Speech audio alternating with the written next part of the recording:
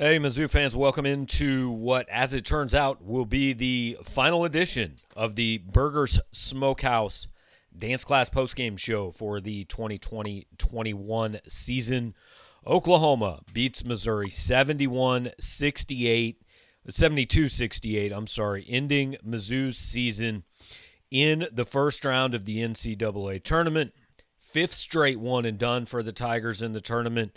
Still have not won a tournament game since 2010, and that was a while ago. It'll be at least a dozen years. This one seemed like it was there for the taking. Missouri didn't take it, and Oklahoma did. We'll talk all about it. We'll take your calls here in just a minute. Normally, we have Conzo Martin's postgame press conference to start off this show. Because of the way the NCAA tournament does things, I could not record Conzo's press conference. I can download the video later, but I wasn't going to wait for that to be posted to start this show. So I listened into Conzo and Jeremiah Tillman. We can talk about it, but we don't have the video.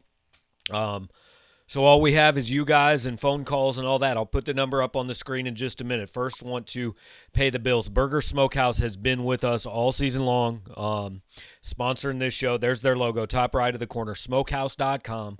All their stuff is available in every grocery store pretty much across the state of Missouri. They've got smoked ham, turkey, bacon, all that. Look, you're going to have some games to watch, hopefully still over the next 3 weeks. Even if Missouri isn't playing in them, go get yourself some Burger Smokehouse, sit down in front of the TV, watch the rest of the tournament. Also, our tournament coverage sponsored by the Bruning Law Firm. Father and two sons, all Mizzou grads.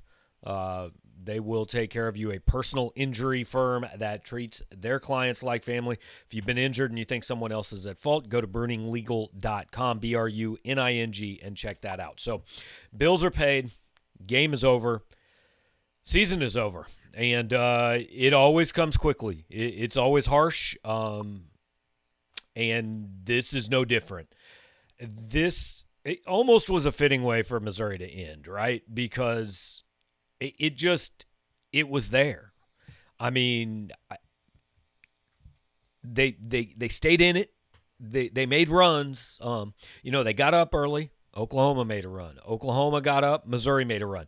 Nobody ever led this game by more than 7 points. I think Missouri's biggest lead was 7. Oklahoma's biggest lead was 6. This entire game was played within a 13-point window. Oklahoma just made the last run. Drew Smith tried to shoot Missouri back into it. They had a possession that could have tied the game. And let's be honest, Missouri didn't play it very well, and Oklahoma played it absolutely perfectly. And I'll get into that in a minute. Do want to point out, here we go. We got a call coming in. The number is on the screen at 573-234-4935. All right, caller, it just says unknown person. Who's there? Hey, it's me, your old pal Barry Odom again. And, I'm not so sure I'm crazy about this Quanzo Martin feller. This game was pretty rough, and I think I speak for all Mizzou fans when I say I'm not too happy with Quanzo right now. I think that's putting it lightly, to be honest. Yeah, I can understand that. It was a rough one, no doubt. Could have been one, wasn't one. Some questionable decisions. So I don't think you're going to get a whole lot of argument about it tonight. Yeah, I think the fans are kind of on my side tonight. No question. Let's get a basketball version of Eli Drinkwitz, boys. All right, man. Thanks for the call. Look, tonight is, I expect to be not super happy, and if anybody actually wants to talk about it rather than put on a stand-up comedy routine, not that we don't appreciate the stand-up comedy routine. I mean, I'd appreciate it to be a little funnier, but that's fine, whatever. Everyone has his own taste. But if you want to call and talk about it, there's the number, 573-234-4935. So there are a few things out of this game, and normally I don't put minutes played up there on these stats, right? Xavier Pinson played 4 minutes in the second half. And look, I understand people say Drew Buggs was playing better. Yeah, we'll get to it. All right, 908 area code. Who am I talking with? Is this It's Schiff? Schiff. What's going on, Gabe? I just left the liquor store. All right, man. How you do? I think a bunch of Missouri fans are making the same trip you are then. I know. I'm an inspiration for once, right? You got it, man. You got it. What's going on? I don't know who's called in and who hasn't, but I'm sure the Tillman and Pinson substitutions or lack thereof has been discussed. But that late game execution, they needed a three, and it didn't even look like they were going for one. It looked like they were trying to drive inside. It didn't make much sense to me. I thought they'd have better luck trying to hit a three, especially the way Drew Smith was shooting. Instead of trying to drive inside and maybe get an and one. I'm curious if that's been discussed and what your thought is there. Well, it looked weird, right? I mean, they threw that entry pass with, 7-8 seconds left. So theoretically, you've got time if the call is get the ball into Tillman and kick it out somewhere. But, I mean, once you throw it into Tillman, unless they double team, you're kind of wasting time there. Now, Konzo said that they had a play called, but because Oklahoma turned it over and never got a shot off, things were kind of weird. And then once they threw it into Tillman, the ball kind of got fumbled around, and then it just kind of went to hell. Like, Kobe Brown got the ball, and at that point probably should have thrown it to Drew Smith and let Drew fire something up. But he threw it to Drew Buggs, and then, honestly, Oklahoma deserves a lot of credit. 3 seconds left. They realized, hey, all he can do is heave it up, go foul that guy, and we're going to win the game. They played it perfectly, and Missouri just didn't. I mean, it was – I don't know if Tillman catches that ball cleanly, if things look any better, but it looked really weird. And Konzo didn't give a great answer, and Tillman didn't really seem to know which possession we were talking about when Mitchell asked. So interesting. Yeah. I feel like the common theme with this team under Konzo, even just from covering them, I just feel like every 2 possession lead the opposing team has seems like a mountain to climb, and it seems like that they spend more time coming back from a 2 possession deficit than most teams might spend coming back from a regular 8 to 10 point deficit. It just seems like it's always more work than it has to be. Yep. I don't know the answer to that, but I just feel like that's the problem with that. That's a common thread, it seems like, in losses.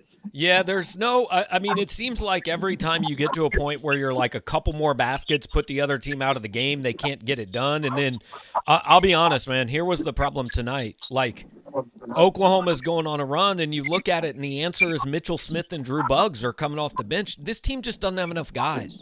They have 5 players, and that's really all they had. And – I mean, the most important possession of the season, I think it was like I forget, it was a 4 or 6 point game with 2 minutes left, and they come down and it's a Mitchell Smith 3. I mean, that just can't be the shot. It can't happen.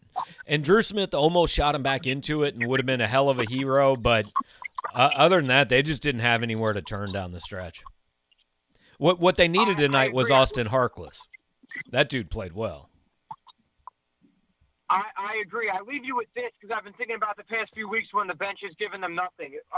Do Mario McKinney and Trey Jackson help this team this significant way? And significant, everyone has a different definition of, right? But like a noticeable way of sorts. Because I vote yes on Trey, and I'm not totally out on Mario just because he does give them a different. I mean, he has more athleticism than Mark and Drew Smith maybe combined just in terms of their guards. So yeah, I feel like you could make it so either one of them could have maybe given them a little something this year. Again, does it change tonight's result? Probably not. But I've been thinking about that the past few weeks and was going to throw that to you or Mitch on a 5-7-3 or one of these. Yeah, appreciate it, man. I don't think McKinney helps. I don't think that was ever going to work. But Trey Jackson helps because Konzo specifically said tonight that Oklahoma's game plan was to force Missouri's power forwards to win the game, and they couldn't do it. So I think Trey Jackson absolutely helps. Schiff, I appreciate it, man. I got a couple other people on the line, so I'm going to let you go, but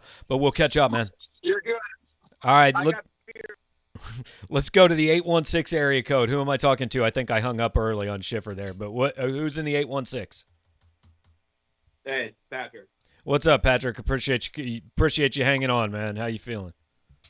Yeah, no problem. I mean, I wanted to talk about I missed a little bit of that call there from Schiff, but I mean the substitutions were I mean, like I do not understand how Javon Pickett and Bugs are in there. If we're winning by 4 or 5 points, maybe it makes a little bit more sense. But those two guys give you absolutely nothing on the offensive side. And yeah, then, it was curious. So they're in for the last, right? They're like, I think Pickett was in for about 4 or 5 minutes, and then it's like a light switch went off in Konzo's head, and then they bring in Mark Smith for Pickett with 56 seconds left, and it's like basically too late at that point. Yeah, I well, mean, it just doesn't make any sense to me. I even thought earlier in the game, so 12-7, Missouri leads, 16-16 left. Tillman goes out, Mitchell Smith goes in. I guess you can say, okay, we're going to extend Jeremiah's rest by 30 seconds before the TV timeout. Okay, but 40 seconds later, it's 14-7, and then Pinson, Kobe Brown out, Drew Buggs in, Drew Smith out, Torrance Watson in. Tillman came back in at that point, but it's 14-7, and your lineup at that point, yeah, your lineup at that point is Buggs, Tillman, Watson, Mitchell Smith, and I don't even know who the fifth guy was. I'm not even sure it matters at that point, to be quite honest with you. And immediately, I mean, it goes from 14-7 to 14-13. Literally in the box score, Torrance Watson played 2 minutes in his -6. Now, I'm not blaming that all on Torrance Watson. I'm just saying, you're up 14-7. You're 5 minutes into the game. Your guys can't be that tired yet. I mean, I wasn't surprised when I looked at the lineup on the floor that they gave up a 7-point lead at that point. So, I agree with you. I mean, it was curious. We started the game off very well.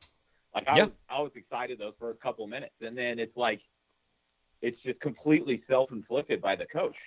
Yeah, and Mark Smith was hot, and then just quit shooting. Going. Yeah. I'm with you. I'm with you. I don't understand any of the coaching decisions that were made in this game. I think I've said it before on the show. I'd rather ride with Pinson than Buggs. And that one, the last game of the season, and he 4 minutes.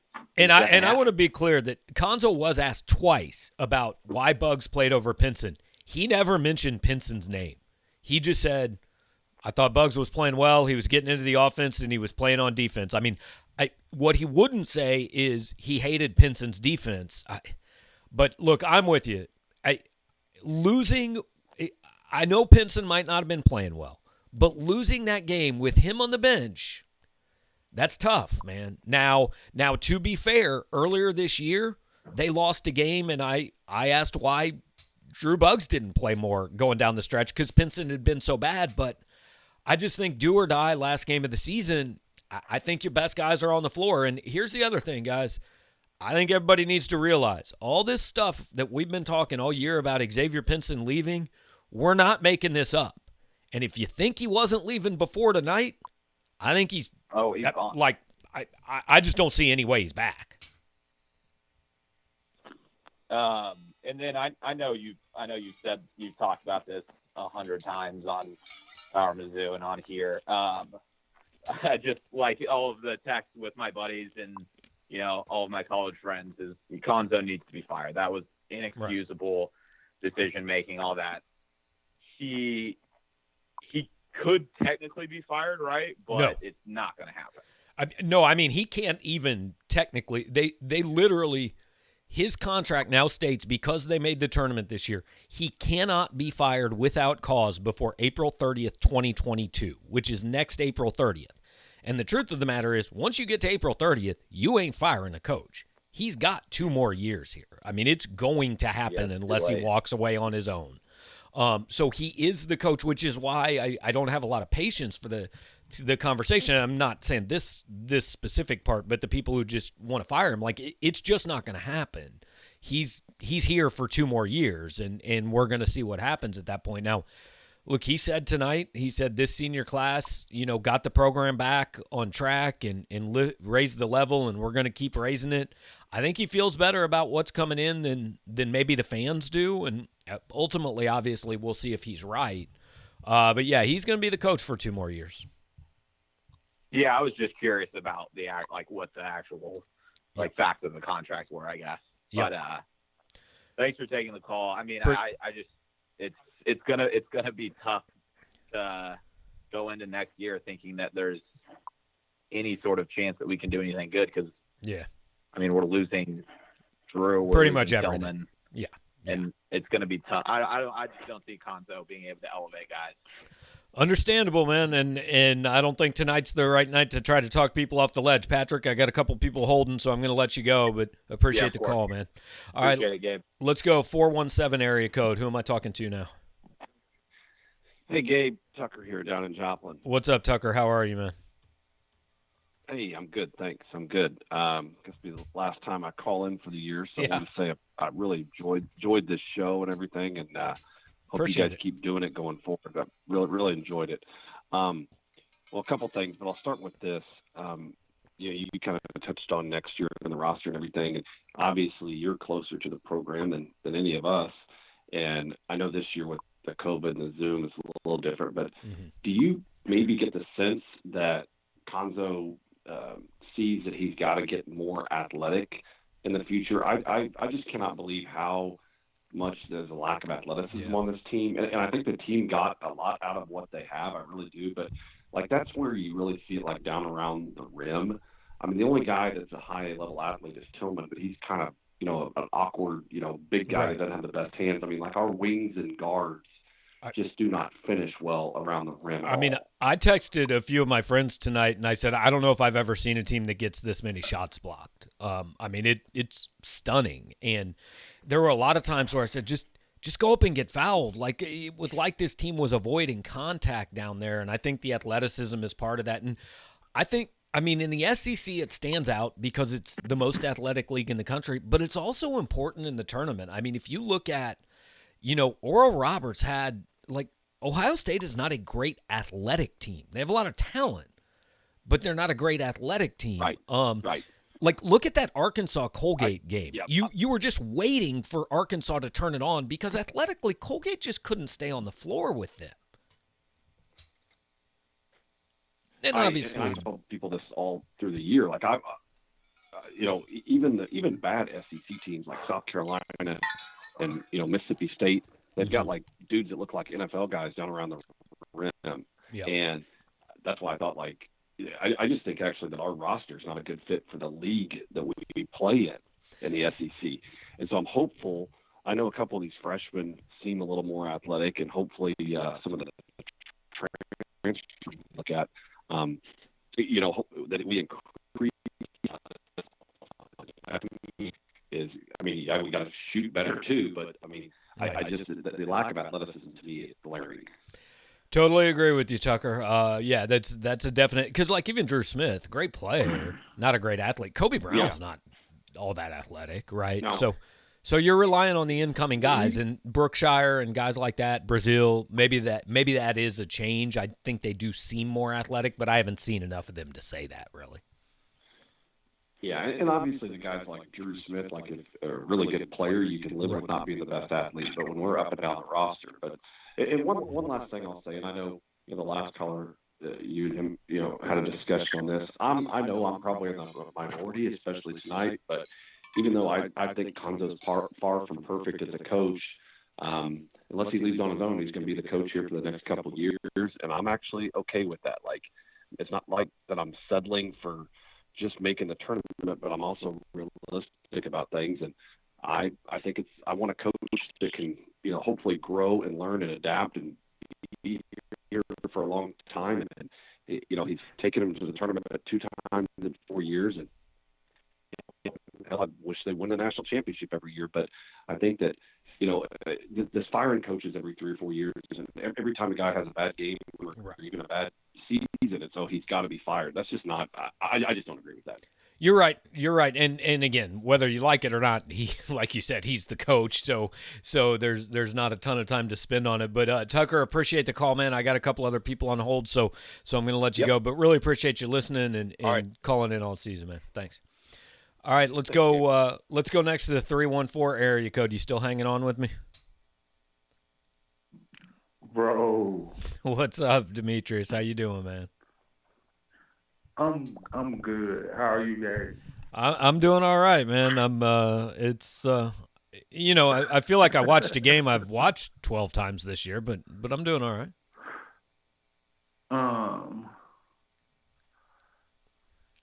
I don't.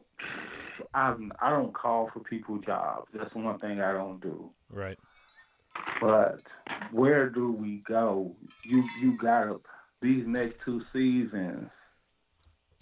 They're not making a tournament. Well, I mean, we got that. Like, I understand why you think they won't. And, like, look, if I'm sitting here today, I think they won't next year either. But we don't even – there's going to be 3 spots on this roster.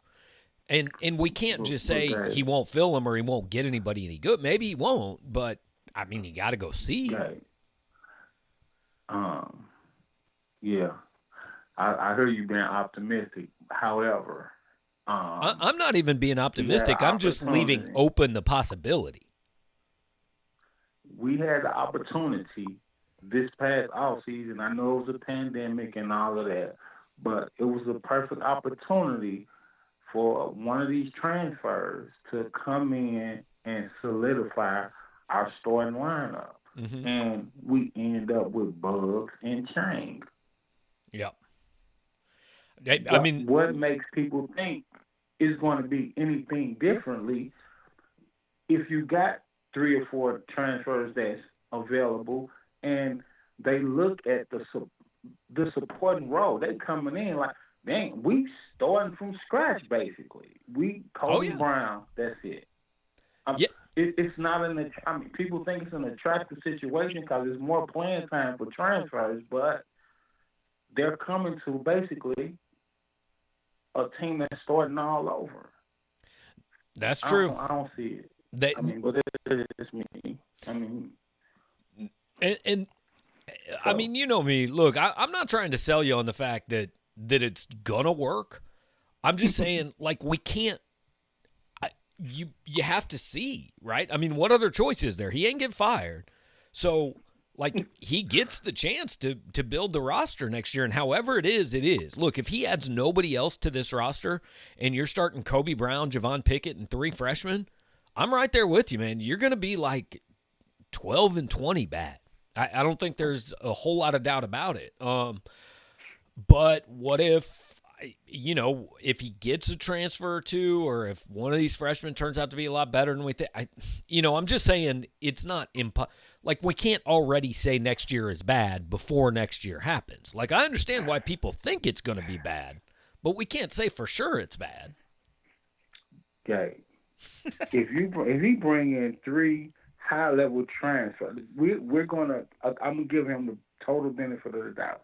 He bring in 3 high-level transfers. Okay.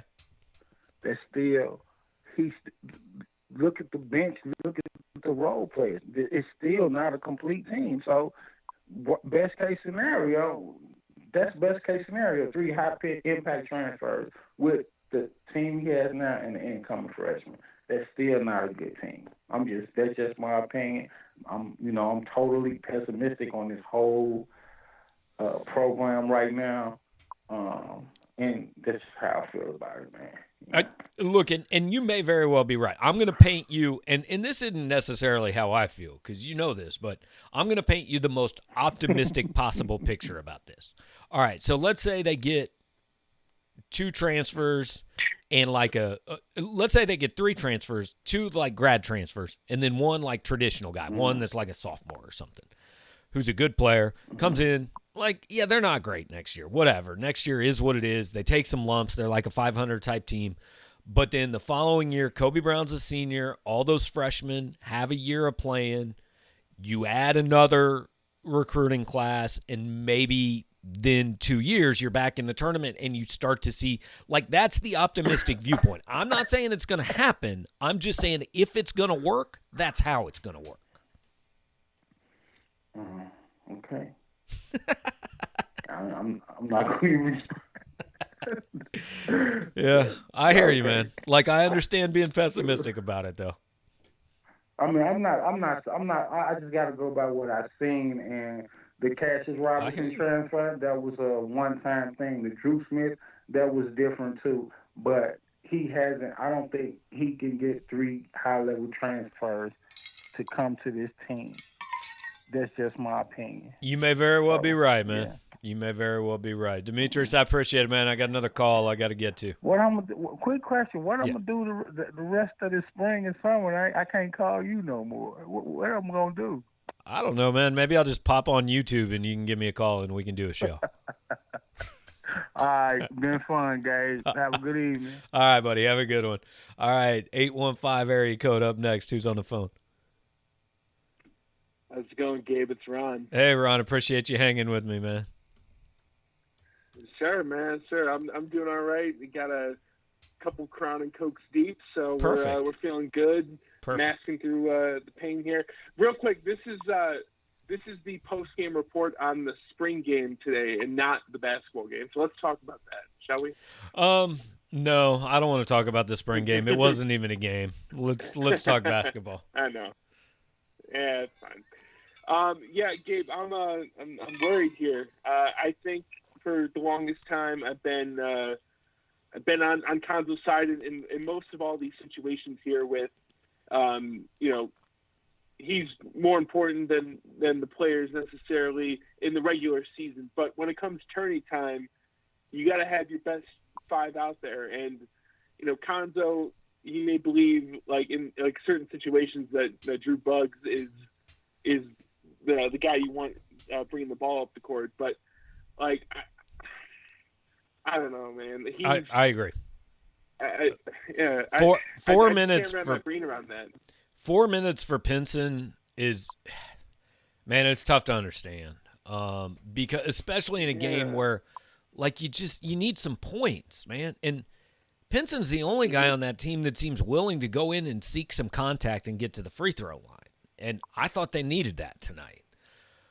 Exactly, because we've talked all year long, when it's been kind of a joke, but I think it really does ring true. When Drew Buggs is on the floor, it's 4 on 5. It's 4 on 5 when they're on offense. Yeah, what are you doing here? I don't know, maybe he got him into the offense better. I mean, the offense was working fine with Pinson in the game the first 6 minutes, but here's what it comes down to, honestly. No matter what, no matter how much more freedom there is, no matter how much faster they play, if Konzo thinks you're not giving it on defense, you're not going to play for him. And clearly that's what he thought about Pinson tonight. I don't know if he's right or wrong, because I don't sit and watch a game unless a guy's getting torched on defense every trip down the court. I can't say for sure if he was playing good, bad, or indifferent defense. But I can say by watching that game and by how he handled it that Konzo thought he was playing bad defense. And Konzo thinks defense is effort.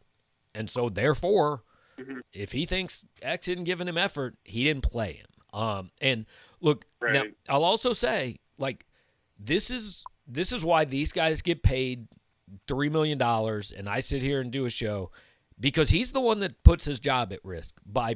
Look, everybody can sit there and watch and say, why was your second best, or clearly, at worst, why was your third best player on the bench for the last 16 minutes of that game?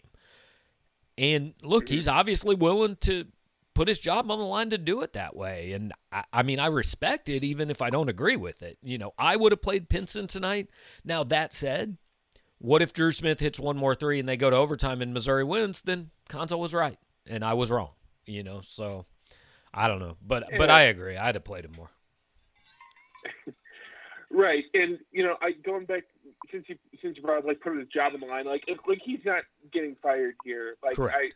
I've seen the people freak out. We need to fire him now, or hopefully someone poaches him and we can start anew. It's not going to happen, so it's not even worth talking about. But I do worry that it's year 4 of this program. Granted, yes, he's made the tournament 2 out of 4 times, but one was the push your chips all in year to get to the tournament, and then the other was a quote unquote peak year of development and building a team, and there are no tourney wins to show for it. I can't really blame fans for being upset with mediocrity, because no, I agree. This program's capable of more, and I worry. Now we're into next year. I worry about next year. You got to fill a lot of holes. I don't really know if Pinson's all that warm and fuzzy about coming back. especially after tonight. I don't see how you can possibly think I'm Pinson skeptical. comes back. I don't see how there's Right. possibly any way. I mean, that to me looked like a coach and a player that just don't see eye to eye, and it's just not going to work. Maybe I'm wrong, but that's sure the way it looked to me. So, yeah, I understand all the skepticism about next year. I truly do, but there's nothing you can do other than just like let it play out. You know? Yeah, that's a good point.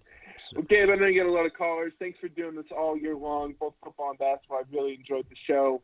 Appreciate it. We're ending on a little bit of a bummer tonight, but thanks for all you do. Yeah, good to talk to you, man. We'll catch up. Let's go next to the 913 area code. Who am I talking to there?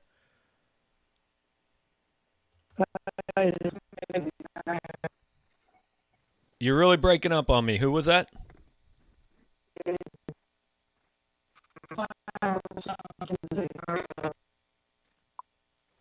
I apologize, man. I cannot hear you at all. We've got a terrible connection. I'm going to ask you to call back. If you do call back, I'll grab you, but I got to move on because I cannot hear. 816 area code, you there? Yep, is it me? Yeah. Who am I talking to? This is Brett, Kansas City. What's up, Brett? How you doing, man? I'm all right, man.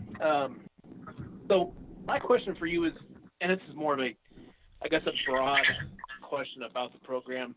What is Missouri basketball? I mean, are we a school that has a big senior class with a bunch of guys and we have a chance to the tournament?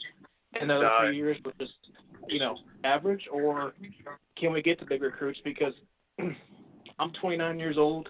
My first memories are Arthur Johnson and Trayvon Bryant, and really gotten those big recruits. If that makes sense. Yeah. Can they get the big recruits? They can, but I think you've got to have an in like they did with the Porters. I mean, the truth is, in today's college, I'm not sure when Missouri's really landed those guys 100% above board, unless you have a local connection, unless it's a guy in the state. Can they? They can, but I think more you need to build a program here, which is doable, but fans want a program that's a threat to make the tournament 3 out of 4 years, not 1 out of 3. So, that's why the next 2 years are big. Next year can be a step back, but he's got to be back in the tournament in 2. He's got to be. Because then you're talking about 3 and 6, and you're looking at it and saying, oh, okay, I can see it. You went to a team. The reason everybody's down this year is he's in the tournament, but he's there with a team that's all leaving. So if he gets back in 2 years, he's back there with where the backbone of the program is a sophomore class, and that looks more sustainable. So I think the next 2 years, you've got to see signs of a sustainable program or tournament-worthy program. Doesn't mean they're going to get there every year, but be in the conversation.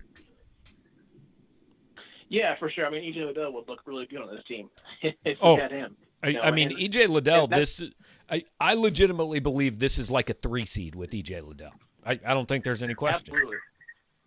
Yeah. And that's when I was really high on the Conzo hire, and I thought he could get that guy. And that's what I thought we were getting. But I think that's probably – today it really sucked, and Conzo did not perform well tonight. But what really concerns me is we're not getting the guys that I thought he could get. But at the same time, what coach in Missouri has? In my lifetime, I mean, Mike Anderson got so pressy, but there was a family relationship there, and that's probably one of the biggest recruits we've gotten since I've been a Missouri fan. So I don't know, kind of some thoughts. So. It's 100% fair, man. I agree with what you're saying, and I understand the frustrations, and there really aren't satisfactory answers, especially the night of an NCAA tournament loss. Like, it always ends too soon, right? So. Yeah, absolutely. All right, Gabe, I appreciate it. All right, Brett, thanks for the call, man. Really appreciate it. Let's go back to the 417 area code. Who am I talking to now?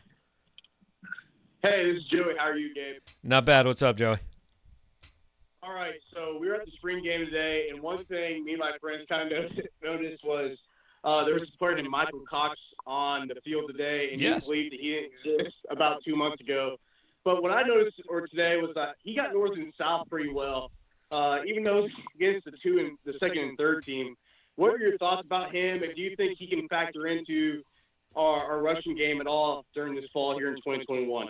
I mean, he could be maybe like a short yardage guy, right? I don't think he's taking carries from Tyler Beatty or Elijah Young, honestly. And they've got 2 running backs coming in. He could be, but the thing you always got to remember about spring is, first of all, the only people that were allowed to be live tackled today or were in situations like that was the 3rd and the 4th string. They didn't do all those guys. None of those guys were on the 2 deep. So yes, he's playing behind a 3rd string offensive line, but he's also playing a 3rd string defense. Now, look, he looked big. He looked physical.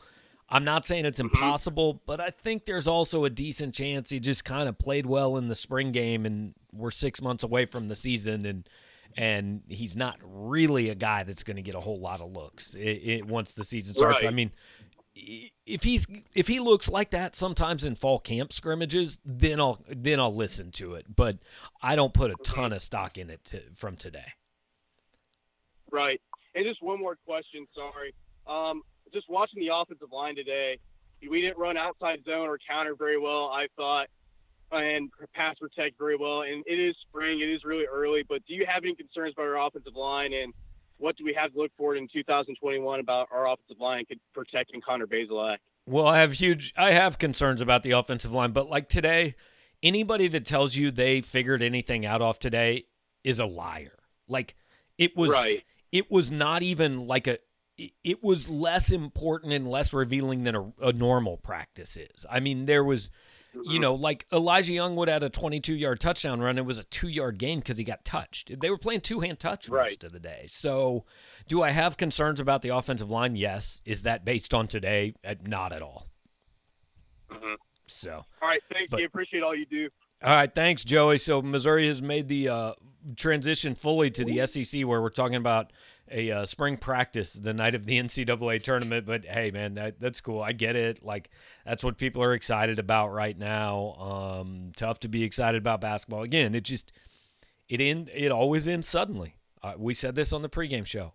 When it ends in college basketball, man, it's fast. And you're never ready for it, especially in a game that just seemed so eminently winnable against a team that, like, Oklahoma made about 3 more plays than Missouri. So they won the game. They deserved to win the game.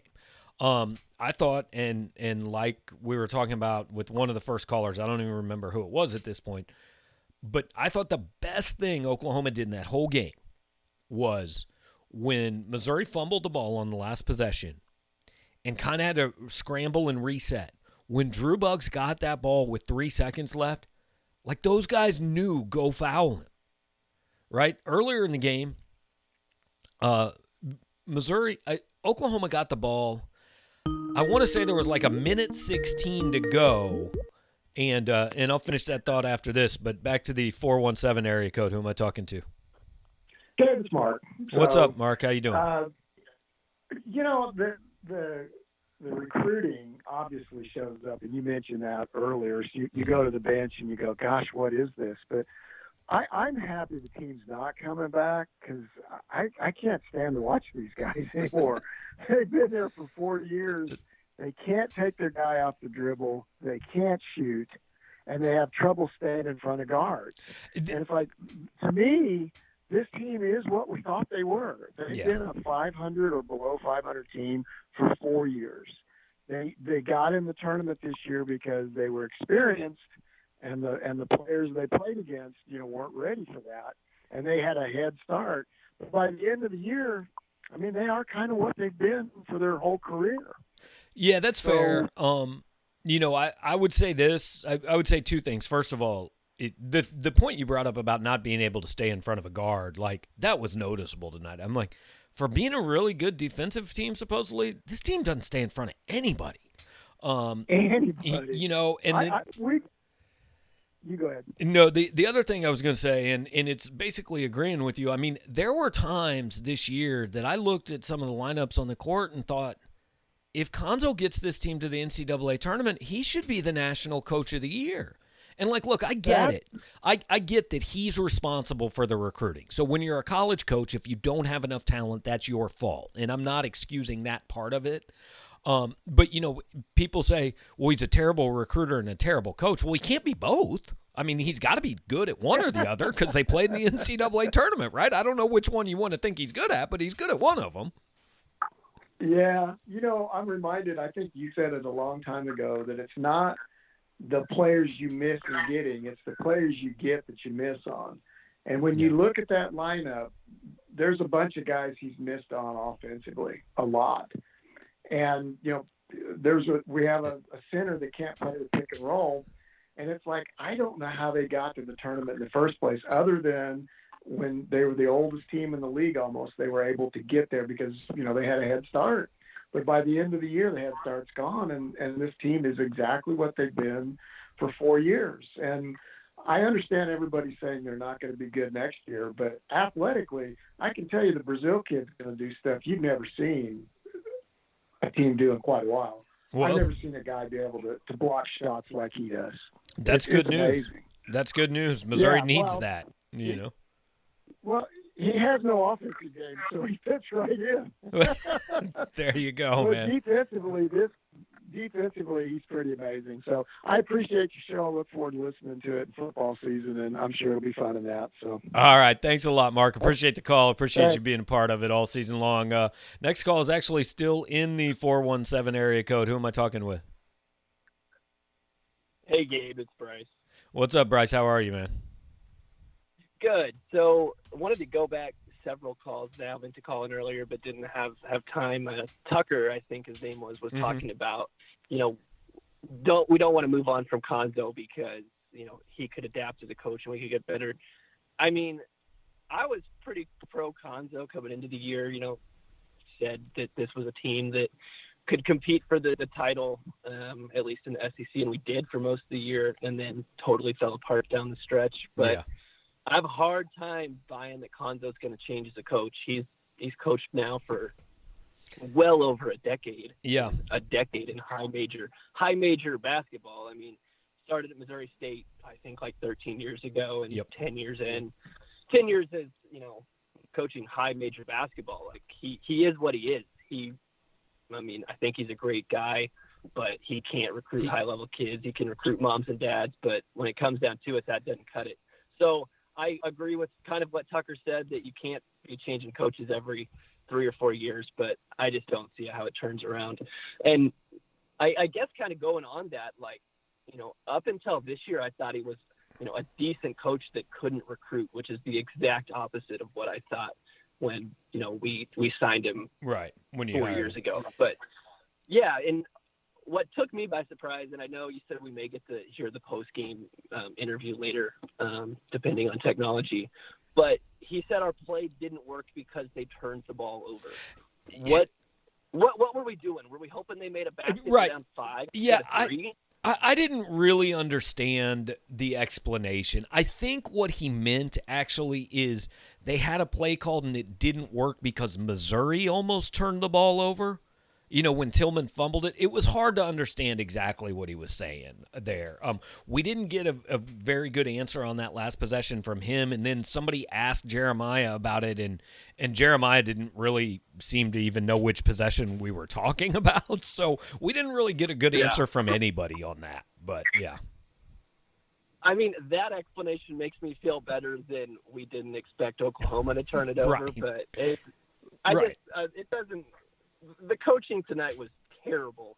I mean, we flat out got out coached. Their second best player was out. So from a talent standpoint, it was probably fairly even. And outside of, Drew Smith hitting two threes that made the loss hurt even worse. It didn't feel like the second half we were ever going to have a chance. I kind of agree. I'll say this, Lon Kruger is an elite coach. He is very, very good. And look, Konzo said in the post game, Oklahoma's plan was to make our power forwards beat them. That would be my plan too. Make Mitchell Smith and Kobe Brown beat me. And if they do it, I'm going to tip my cap and I'm going to go home. They didn't do it. Mark Smith got hot early. Oklahoma made an adjustment. He quit shooting the ball. And again, I can't remember exactly the score, but it was like a 4 to a 6 point game. And they came down in the most important possession of the season. Mitchell Smith takes the top of the key three. that can't happen, man. It can't be that way. So yeah, I totally agree. And Konzo seems to be totally fine with that happening. So yeah. I guess we'll see what happens next year. Like you said, I mean, we don't know the full team yet, but right. Completely starting over in year 4 just makes me seriously question the roster management going forward. Yep, no choice but to see how it goes. But Bryce, appreciate it, man. I got a couple more people waiting, so thanks for the call, bud, and thanks for being a part of it. Thanks, Dave. All right, 573 area code. Who am I talking to? Yeah, this is Davin. Hey, Davin, what's going on, man? I know you're calling in to sing the praises of the coach, right? I'm just curious. What is more likely, that the players didn't know that? I can't remember the tall kid from Oklahoma that shot. That was like 5 for 9 from 3-point range. Manic, and basically 4 of them are unguarded. Yeah. Like that's all that he does well, really. And yeah. They don't know enough to go guard him. I mean, well, just like the last caller said, that they like bad 3-point shots that they take just consistently, just like there's a reason that they're so open. Yeah, they did make basically they said after the game, like they made adjustments because of the way Manic plays. They made adjustments that Tillman wasn't on him all the time, that they had, Mitchell or Kobe or some other guys guarding him. And Konzo said the threes he got in the second half were defensive breakdowns. He said 2 of them were on Kobe and 1 of them was on Mitchell Smith. I mean, like they had the defense, they knew what to do and they just didn't do it. And I think a lot of times that happens, right? I mean, a guy doesn't do what he's supposed to do and we blame the coach because that's who we blame. Well, it wasn't that the coach said don't guard the guy. It was that the kid didn't do the right thing. Now, and hey, when it's college, the coach gets blamed for that because it always comes back to, well, if you have a guy that's not good enough to do his job, then that's your fault because you recruited him, and that's how college coaching works. Well, I mean, I'm glad at least he said, yeah, they were supposed to guard him. I was kind of figuring he's like, I didn't even realize it. Lineup. Yeah. Honestly, 3 minutes to 1 minute and a half. Yeah, that was the idea. All right, Davin, I got another caller on the line too, man. I appreciate it, but yeah, it was a rough night, man. Thanks. Rough night. All right, thanks for the call. All right, 913 area code. Who's there? Hey, it's Mike. How are you? What's up? How are you, Mike? What's going on? Hey, good man. I got a comment first. Hats off to Drew and Tillman. I think they gave us everything they could. Yep. Question, and we've been listening here, is the football rule as far as eligibility, and not that anybody like Tillman or anybody would stay, did that not apply to basketball with COVID? It applies technically a senior. It applies to basketball. They all could come back if they want to. I mean, I think it was pretty obvious by Jeremiah's reaction he's not coming back. I don't think anybody expects any of them to come back, really. I mean, Konzo's even said, if they want to come back, they've got to talk to me and tell me why and give me a good reason other than I just like being in college and playing basketball. Like, he said they've got to come up with a reason that it makes sense for them to come back. Yeah, and then probably the bigger thing that we were yelling about was we wanted to get your opinion, the lineup with Bugs late from about the 3-minute mark down to 1:20, I think. We were like, what is Bugs doing in there? And I know you've kind of addressed it on other calls, and maybe Konzo addressed it earlier, but we just thought that we were like, man, we didn't have a timeout, right. But we were like, what lineup? Why are we running this lineup with 3 minutes to go when we've got 2 guys on the bench that should be in for either offense or defense? And we kind of wanted to get your thought on that, unless you've already addressed it. No, guys, well, it comes down to basically Konzo didn't like the way Pinson was playing defense tonight. He played him 4 minutes in the second half. So that was a straight benching. He went with Bugs. Now, the one thing I actually – and I tweeted about this during the game that I had a problem with is Tillman picked up his 4th foul with 4:04 to go. And they took him out, and I thought, okay, take him out for the TV timeout. Cool, but he needs to come back. Well, they came back, and there was 3:44 left in the game, and Tillman wasn't on the floor. And and I didn't really understand that. So with 3:44, it was at that point 58-57 after Drew Smith made 2 threes. Tillman is on the bench, or 2 free throws, I'm sorry. Tillman's on the bench. Brady Manic makes a 3. Harkless made a jumper. And Austin Reeves made a free throw. It was 64-57 before Jeremiah Tillman came back in the game with 2:15 left. Like, dude, there's 3:44 left in your season. Who cares if he fouls out? If he's on your bench, you're fouling him out yourself. Yeah. And that's what we were saying. And it was just like in that 6-0 run, yep, it was in a blink of an eye. And we thought that was the difference. We're like, that 6 points came without any effort, really. 100%. I mean, So, yeah, we're venting like a lot of guys or whatever and stuff. And I just was like, going to get your opinion on that lineup and that extra time that we thought that went by that Tillman should have been on the floor. But yeah, I mean, by that point, I had accepted that Pinson wasn't playing, but Tillman didn't make any sense to me. No, Pinson, you're right. Pinson looked terrible on defense. We were yelling. We're like, my God, for being a guard, he gets blown by more than anyone. But, I want to just ask you those couple things. And then final thought is, sorry for the 913 area code, but I'd let you know I do live in the state of Missouri, not that other godforsaken place to the west. Good enough, man. Well, I appreciate the call, Mike. Thanks a lot, man. Yep, have a good one, Gabe. All right, you too. Okay, so just perfect timing. We got the 816 area code on the line now. Who am I talking to? It's True Divinity, sir. What's up, True? How are you, man? Not too bad. I'll tell you what, a lot of people are not a fan of Konzo right now. I love that man. I mean, I have been betting the opposite money line against Mizzou for the past 2 months, and this man's been paying my bills. Well, I mean, eventually I was like, he's got to burn me one of these times, but he just kept helping me out. Well, I mean, I guess you found a silver lining in it. 7 out of the last 10, you probably, if you just bet against him every night, you're coming out ahead. Yeah, I mean, but realistically though, like, I know it's going to be easy to bag on the guy all night, but I mean, I like the guy, and I don't like when people are like, oh, he's a great guy, but let me take a dump on him and tell you why he's terrible at his profession. Like, that just doesn't sit right with me. Right. So basically my take is just, it's disappointing we got to kind of restart, year 5, but let's see what happens. If he hits the transfer portal hard and he does well, I think next year, while it is a reset, it might not be as hard of a reset as some people think it is. Right. And I'm just going to, we'll see what happens the next 2 years. I'm not going to take a crap on the guy like people like to do. I'm just going to just see what happens. If it doesn't work out, I'll wish him well. He's a great representative of Missouri, and then we'll move on. And if he figures it out, even better. So that's kind of where I'm at. I'm just, he made me $500 tonight, so it's kind of hard to hate the guy right now.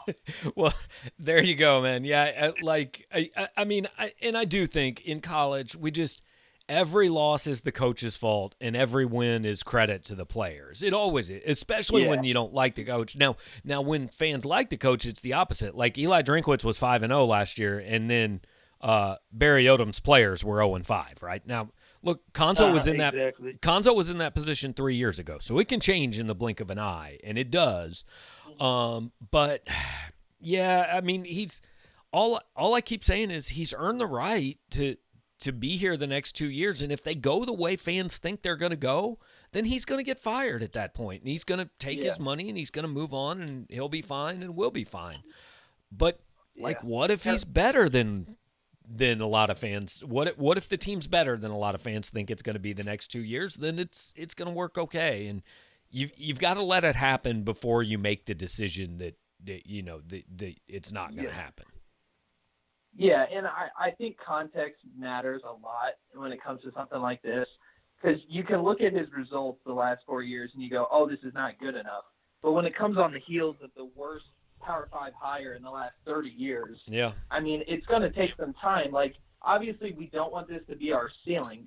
Duh. Like, Mizzou used to be a really good program. I mean, obviously, they haven't really won anything of significance, but I mean, they used to be a top 20-ish program every year. I wasn't alive to see it, unfortunately, but I was. I promise it happened. I know. Sometimes I think it's just a farce, and I'm just being told this. But it is what it is. I mean, I think he's done a good job to this point. People are evaluating him based on what they think might happen next year, and I don't think that's very fair. You got to kind of evaluate what he's done so far. If next year's terrible and the following year's terrible, I understand. But I think it requires context. Like, getting to this point, should be the baseline, and now we got to build on it. And we'll see if he can do it. If he can't, he'll be gone. And if he does, even better. 100%. I'd say in 4 years he's been a solid B to B plus coach. I think agree, yeah. I think that's what he's done. And do you hope it's better? Is it fair to wish for better? 100%. But also, in no context is what he's done a fireable offense. He gets the next 2 years. Not even close. Look, if they're 12-22 next year and 17-17 the year after that, then I'll be right there with everybody saying it's time, man. It's not getting any better than this. But we've got to see what it is.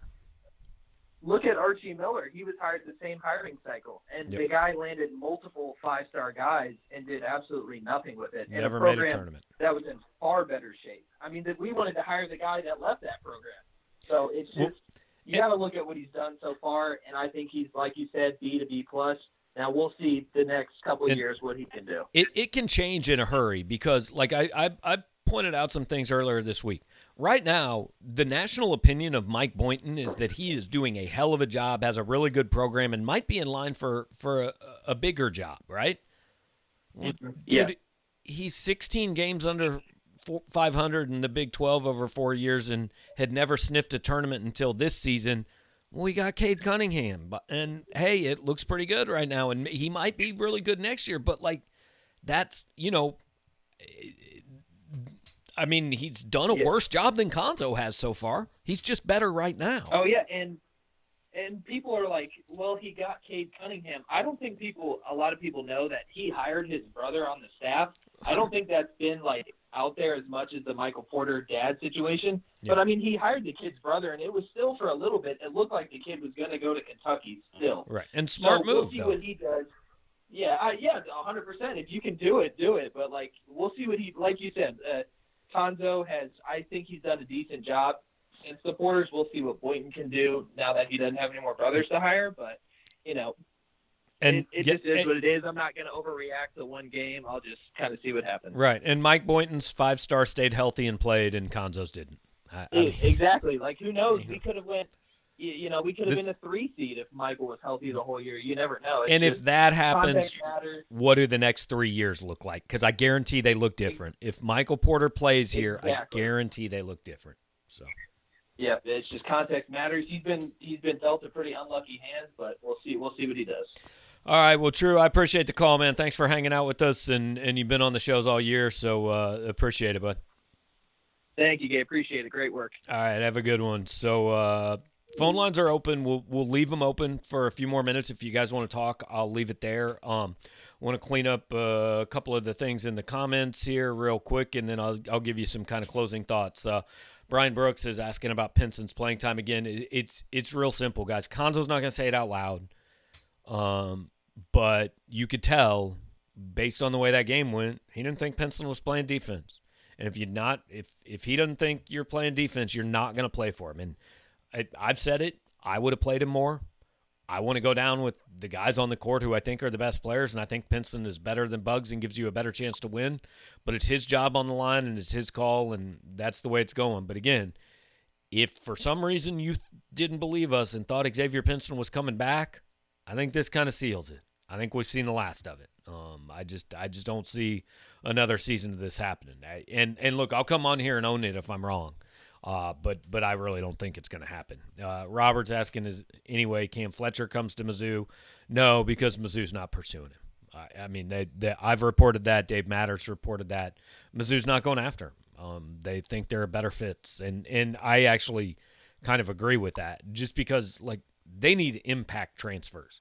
And Cam Fletcher averaged 1.6 points for a team that was worse than Missouri. Now, he could be a good player down the road, but I don't think he's a guy that comes in and makes a huge difference next year.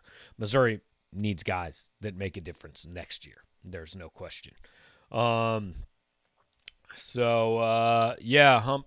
thanks for doing it this year. A lot of fun. Yeah, this has been fun for me. I've enjoyed it. It's been a new experience, a new way to do things. I definitely plan on continuing some form of it. We're going to make some tweaks before next season, but this is something we're going to do.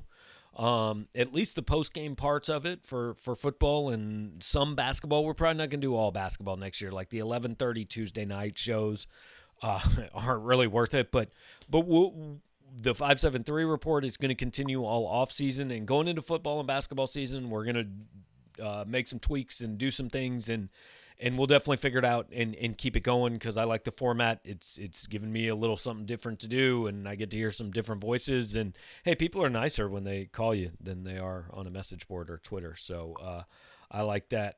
Okay, so David Newman says Reeves being fouled at 108. So let me go back and look at that. So 108 to go. Yeah. So at 150, Tillman made a dunk to make it 67-61. Missouri then played straight up. Reeves missed a shot at 122. Jalen Hill got a rebound with 118. Missouri let 10 seconds go off and then fouled. And I think this is the question you're asking, David, and I actually agree.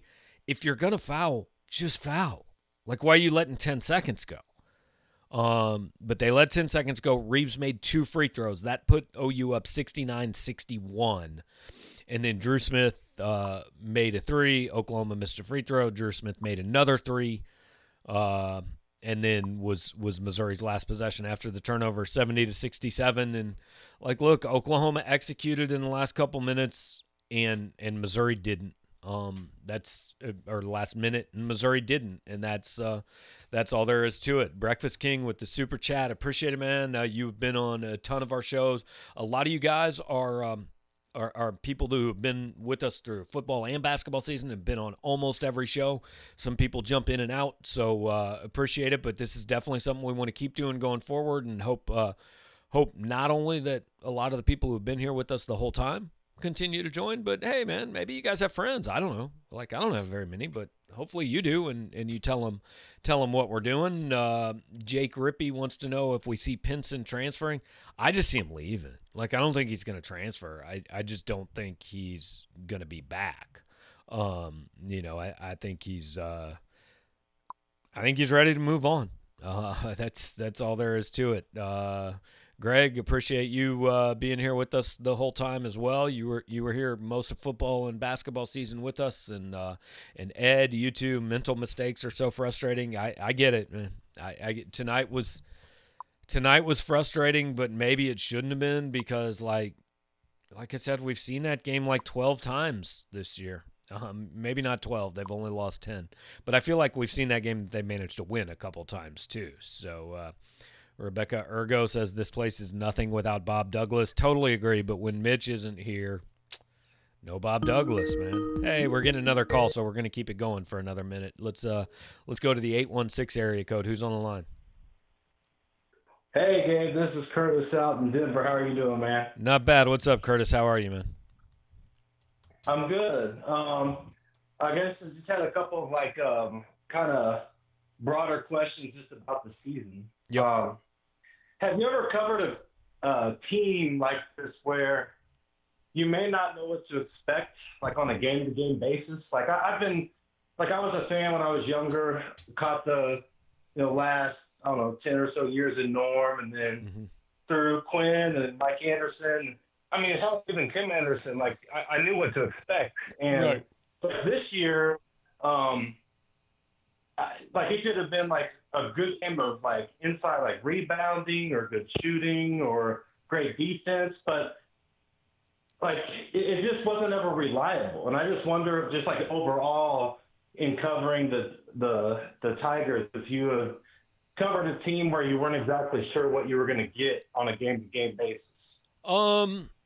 Yeah, I feel like there have probably been a few of those. And it's weird. This team, I feel like you did know what you were going to get up until like that game at Oxford, where, they had one off night against Mississippi State, but hey, that's going to happen.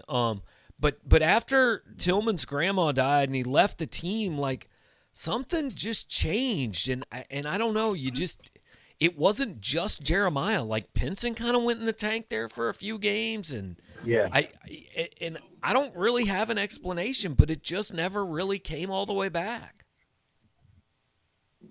Yeah, I hear you. I mean, and I think you're right. I mean, as far as just like when some of those close wins turned to losses, but even in the way that they won, in the non-conference and then going into the conference season, like they were able to do it different ways. Like, different players would get hot and they would be able to, like, I remember, like, in some of your close games and just, reading, read Matter and then like in the Star and stuff, being out here, like there was like a different focus, like, for why they won. And I just like, I'm just trying to remember, like, if I had followed a team, like a Mizzou team, where I'm not sure, like, what the actual identity of it was. Right. Like, there was parts that were there available, but, like, it never cohered. You could say, this is what this Tiger team was. Like, I don't know what it was. I remember even telling people after the win over Alabama, I told a lot of people this both privately, and I said it on the show. I said, I don't know what this team's really good at except scoring more points than the other team. Like, and I actually thought that became a strength, right? Like, you don't know why they're winning, but they always manage to win. And then all of a sudden it just turned into, I don't know why they're not winning, but they never managed to win. And I don't know what made that switch. Yeah. Maybe it was just the law of averages catching up. Maybe they always were this type of a team, right? Like an 8 or a 9 seed, and it finally just evened out. I don't know, but I'm sure if Konzo knew, he'd have changed it at some point in the last 4 weeks. So I don't think he knows either. Yeah, for sure, man. And, and I hope that, like, whether it is, like, getting the transfers or, like, some of these younger kids will be really good. Like, I mean, I hope the best for Konzo. Like, he is the coach. For a while, like, I hope he gets it done. But I guess just one more kind of piggybacking off of that. Like one of the teams, like, I remember so much, I was in high school at the time, but it was that 02 team. Mm-hmm. And, they were disappointing largely. They were awful most of the year. And then they got fired. Yeah. Yeah. They came in, like, with a lot of accolades. And I don't know, maybe it was around the Alabama game. I was like, I wonder if, like, this team could be like a 02 type team. And then, like, I mean, I called you before, like, I don't know, it was December, January. I was worried about our talent. And I just kind of think, like, tonight just kind of showed, too. I mean, like, the talent just wasn't there.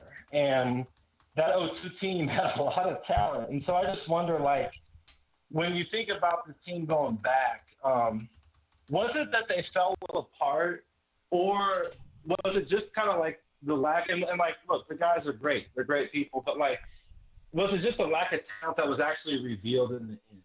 Like, were we just kind of fortunate at the beginning? Like, what was the team? Just kind of thinking back from it. Yeah, I think maybe that's fair. Like, maybe, look, they were never as good as we thought they were 3 months or 2 months in, and they're not quite as bad as they looked the last, 5 weeks or whatever. In the end, they're somewhere in the middle, and that's exactly where this season ended, and it leaves you feeling a little hollow, but that's what it was, man. Yeah, for real. Yeah, well, maybe that we can get past not winning a game in the first round sometime in the next couple of years. But that'd be good. Thank you so much. All right, Curtis, appreciate it, man. Let's go one more on the line from the 323 area code. Who am I talking with? Hey, Gabe. This is Tony from La La Land. What's up, Tony? How are you, man? Yeah, how's it going? Hey, have you guys heard anything about Ed Chang? I mean, the guy never played this year. Right. I mean, and you look at him, here was a guy that won Mr. Basketball in Nebraska. He was a 4-star player. You would think he had some game. Have y'all talked to the coach and found out why he never played? Yeah. I mean, I know they didn't. It's been a while since we kind of asked, because at some point it just became obvious he wasn't going to play, right? But kind of early to midway through the season, Konzo just said kind of he's getting there, but we don't think he's ready. And I don't know if that was defensively or what, but that's one of the things that I think frustrates people is you take a guy who, averaged, I don't know, not much at San Diego State, then kind of didn't have any other really high major offers toward the end of the cycle last year. and you use a spot, but then you bring him in and he never even sees the floor for a team that like desperately needed 3-point shooting, which was the one thing he was supposed to do. So it kind of leads you to say, well, what's the point? Like, I mean, there were two guys that him and Jordan Wilmore combined for 26 minutes. I mean, I know people are down on Drew Buggs, but like he was the star of last year's recruiting class. Well, see, I'm probably the only person that's not down on Drew Buggs. Okay. I like him more than all you guys because, I mean, he would have been better on a team that has scores. Right. Because, that's not what he's giving you. But if you watch him, he's better with the ball than Pinson, which shocks me. But he's better with the ball. He's a better distributor. And honestly, this game here, I can understand why he played him because Pinson was just not playing good defense. Pinson was got caught back up in his thing where if he can't penetrate, Pinson started to run the ball away and making bonehead plays with it. So, and I'm a big Pinson fan, but this kid better than what everybody gave him credit for, man. I liked him because I thought that he was good giving guys rest. He was good at distributing the ball, getting the ball. And Missouri, if you watch them when they're playing a game, they got a habit of laying around the perimeter. You can't shoot threes while you're laying around the perimeter instead of people moving to the basket sometimes. Yeah, they have an extreme lack of guys who can get their own shot or who can get in the lane. Right. Yeah. Right. And they just lay around the perimeter. And when Pinson got the ball, he's penetrating and he's waiting on somebody to move. Yeah. Even Pinson toward the basket, but they won't do it. They standing around the perimeter. But even though I hate to bash on players, I'm kind of glad to see Mitchell Smith going, man, because I think I would have gave more time to Brian, man. Yeah. In this game, I would have gave him more time because once in a while, if you watch him, he'll give you a good block. He'll block some shots, and he really got a nice 3-point shot, And when you look at Mitchell Smith, I was looking at him during the game.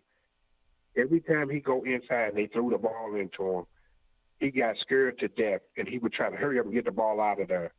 And I'm like, oh, man. And I'm saying, put Brian in, man, because at least he ain't scared to try to attempt something. He'll do something. Yeah. But Mitchell Smith, I'm not going to miss him. I mean, I like the guy personally, I guess, because I don't know him. But I'm not going to miss him because, you can't be 6'10", 6'11", and play like you're 6'1". No, I agree. I mean Mitchell, like he had some moments this year, but the last 3 games, he didn't give much anything. And I mean, the power forward position was kind of a hole, and it was a problem, and they exploited it. So. Well, Coach, I'm going to tell you, you better next year. I mean, I've been sticking by you, been taking up for you. But next year, man, you got to bring in some, along with the high school players, you're going to have to bring in some transfers. And I don't know where you're going to get them from, but I hope you guys keep us up on it and let us know if you're hearing anything. Absolutely will do. We'll be following it this spring, Tony. I appreciate the call, man. Okay, take care, man. All right, have a good one, Tony. Good call to end on. Like, that was some good analysis, and the bug stuff probably makes more sense tonight than a lot of us are willing to admit. It's tough to watch a game and know what Xavier Pinson is capable of doing and lose it with him on the bench. But hey, there were some good counterpoints there too, and that's fair, no question about it. So. David Newman wanting to know if Parker Brown's going to stay. I have no idea. We'll see. I don't know. I mean, he didn't play tonight. It wouldn't stun me if he left. I mean, he hadn't gotten on the floor much at all. And guys that don't get on the floor generally don't stick around. So we'll see. But I feel like Tony was a good call to end it with. Guys, a good show. A lot of stuff to talk about. I'm sorry we're not going to be doing it Monday night. Mitchell and I will have the 573 report on Wednesday night. But thanks for making this worth doing all season. Thanks to the Bruning Law Firm for sponsoring our NCAA tournament stuff. You can check them out at bruninglegal.com, BRUNING legal.com. And thanks to Burger Smokehouse for being with us all season long. They all through football, all through basketball, sponsored the pregame show in football, the postgame show in basketball. They have been very loyal to us, helped us out a lot as we work through some growing pains and get this whole thing going. So check them out at smokehouse.com. Go to the grocery store. Go down. We're starting to be able to go places. I got my first shot last week. We might be able to go places soon. Go check out the Smokehouse in California, Missouri. Third and fourth generation of the Burger family runs that. So check them out down there. But the easiest way is smokehouse.com. So do that. Pick yourself up some fine meat and products from Burgers as you sit and watch the last couple weeks of the tournament, which unfortunately for us all, Missouri is not playing in a 72-68 loser. And, hey, Drew Smith got a lot of love on this. Need to give some to Jeremiah Tillman. Kid played a hell of a game tonight. 16-12. I thought worked unbelievably hard in the post. Left it all out there. A kid who, if this thing becomes something, I think a lot of people will remember was a building block for what it turned into. So would have been remiss if I did not say something about Jeremiah on the way out the door and the way he played tonight. So thanks to you guys. Thanks to Burgers, to Bruning Legal. Got some more stuff coming on the site. I know Mitchell's story's up. I got one to write. So we'll catch you later on right here. Hit the like button, subscribe to the channel, and we'll see you around.